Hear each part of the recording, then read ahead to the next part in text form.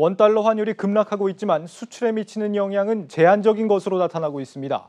정부의 소극적인 환율 대응 속에 내년 상반기까지 원달러 환율 하락세가 이어질 것이라는 분석이 나오고 있습니다. 보도에 강미성 기자입니다. 이달 들어 1,100원 아래로 떨어진 원달러 환율. 지지선인 1,180원대를 위태롭게 지켜가며 긴장스러운 등락을 이어가고 있습니다.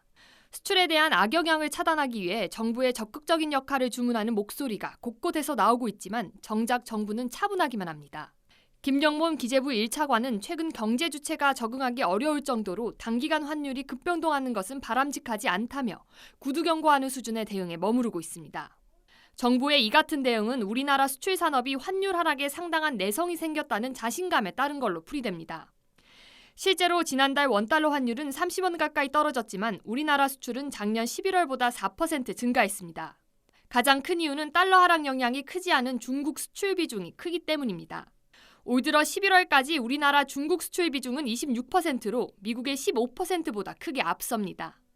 문재인 대통령은 최근 무역의 날 기념식 때 개선된 우리나라 수출 체질에 대해 강한 자신감을 드러냈습니다. 수출의 내용이 더욱 희망적입니다. 반도체, 자동차, 컴퓨터 등 주력 품목들이 버팀목 역할을 잘해 주었습니다. 농수산식품과 화장품 등의 수출 호조로 중소기업의 수출 비중이 늘어난 것도 매우 의미 있는 변화입니다.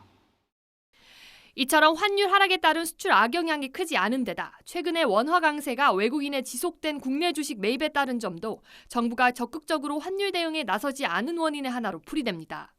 실제로 외국인의 국내 증권 투자 자금은 지난 10월 11억 5천만 달러 순유입된 데 이어 11월에도 50억 7천만 달러 순유입세를 이어갔습니다. 환율 전문가들은 미국이 추가 경기 부양책에 합의할 가능성이 여전하고 코로나 백신의 본격적인 보급과 이에 따른 경기 정상화까지의 소요되는 시간을 감안할 때 달러 약세 현상은 내년 상반기까지 지속될 수 있다는 전망도 내놓고 있습니다. 한국경제TV 강미선입니다.